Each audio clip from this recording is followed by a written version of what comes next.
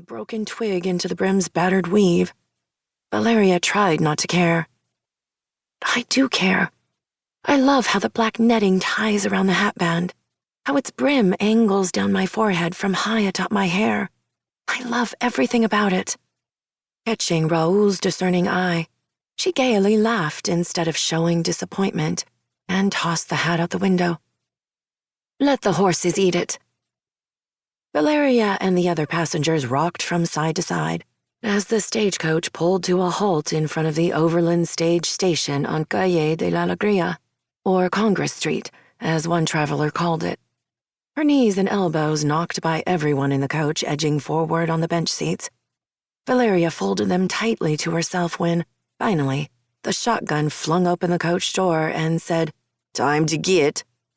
Valeria sighed gratefully. First out, Raúl stepped down quickly on the coach's tiny metal steps. He eagerly looked about at the flat-roofed buildings.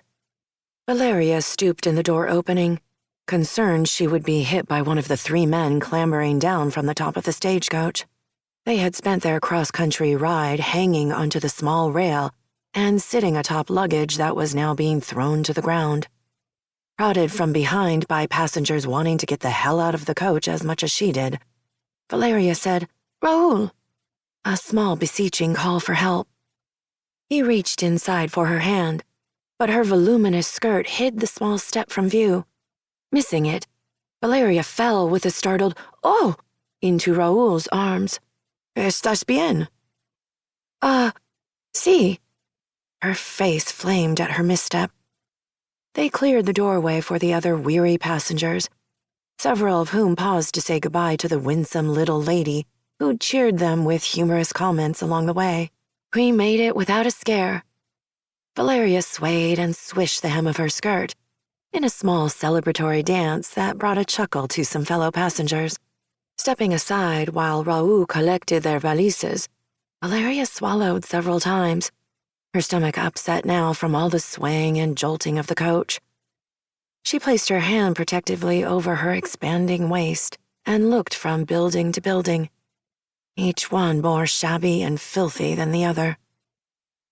Raúl promised somewhere better than El Paso.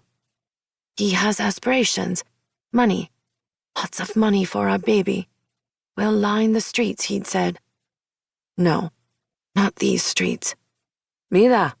Raúl pointed at a large building 1 block north. Is that the store? Yes, that is where I'll work. Zeckendorf's. Valeria smiled wearily at her husband, whose uncontained and unbounded enthusiasm had remained the same since they were small children in El Paso. He will want to go to the store immediately. Hearing the jangle of unbuckling chains, straps, and reins, Valeria glanced at the horses being unhitched and led to the stables for rest.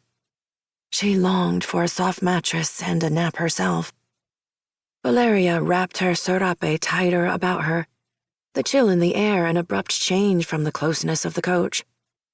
Summoning what energy remained in her nearly empty well, she said, "This is a substantial establishment. You should get there early tomorrow, for you will be busy. Ahora, could we find the rooms, por favor?" Raúl's eyes dulled with disappointment. Regretting she was the cause of his sullenness, Valeria joined Raúl already walking south on Calle Real. When they passed a large, impressive house at the corner of McCormick Street, Valeria's hopes rose until they crossed 3 more narrow dirt lanes, along which they saw only ramshackle houses. These casas are thrown together with wire, bent sticks, and mud. While Raúl spoke with the landlord about the rooms they'd reserved, she waited before the long, low adobe building on their corner. A woman swept dirt and food scraps onto the street. A rough-looking Mexicano in torn and stained clothing swaggered from the adobe's zaguán, a small covered passageway leading to the common courtyard, privy, and horse stalls. That man looks as rough as the hombres around Raúl's brother. These neighbors didn't find money in the streets. Shop owners don't live here. Perhaps they live in the opposite direction. Valeria turned at the sound of Raúl's voice. He waved for her to